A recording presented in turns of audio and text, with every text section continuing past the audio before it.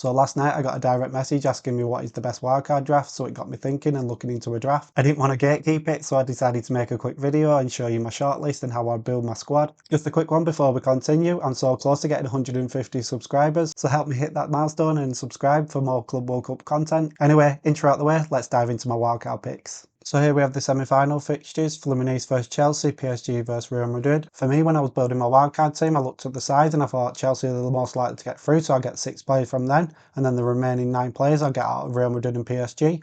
If you want to use the wildcard in the best way, you want to get all the players that are going to do well in the semi-final, because in the final, I think we'll all have the same type of players, because once we get to the final, we can't use our bench and there'll be only 11 players that we can pick, and I think everybody will have pretty much all the same players, so you won't really get much of an edge. So I think you need to attack it this game week and get the best players that you think are going to get the most points this week, because most managers next game week will probably be selling PSG or Real Madrid assets. So the first thing that I'd do before I even started to build a wildcard draft is to think which side would go through out of PSG and Real Madrid. If you think it's PSG that's going to go through, I'd start to target their key players first, and if it's Real Madrid that's going to go through, I'd also target their key players first and then start to build around that. So if you think PSG are going to win, then you get the key players from them, then you get the 6 Chelsea players, then you build the last bit with the Real Madrid players, and then the same for the other side. If you think Real Madrid are going to win, then you get the key players from Real Madrid, then you get the Chelsea players, then you finish it up with the PSG players.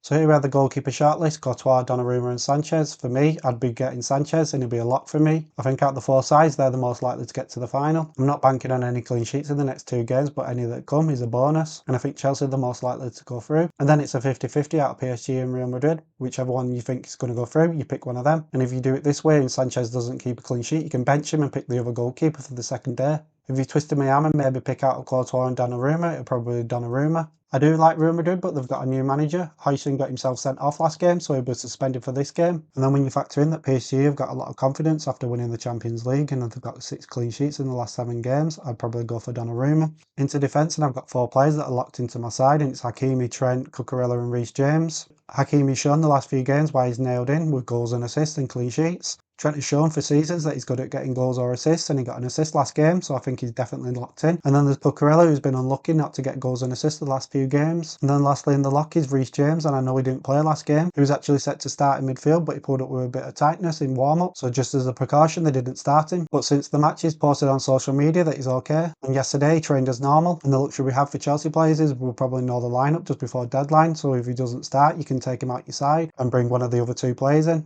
But Reece James is somebody that could be on set pieces, as he showed against Flamengo with his goal, and he could be getting a bit further up the field and then getting in some crosses, so he could be getting an assist from that way, so I'll definitely be buying him. And then next for the 5th choice is Garcia or Mendes, which again is strongly linked to which side you think is going to go through. If you think PSG is going to go through, then you get Mendes. If you think Real Madrid are going to get through, then you get Garcia. Again, if you twisted my arm and maybe pick one or the other, I'd probably go Garcia this time. That's mostly due to the savings. There's a 1.3 million difference in the prices, and when you start to build your squad, you start to realise you haven't got much money when you get into midfield and forward, so I'd make the saving on Garcia. But if you've still got the money left over and you've got money to buy Mendes and you want him, then you can buy him.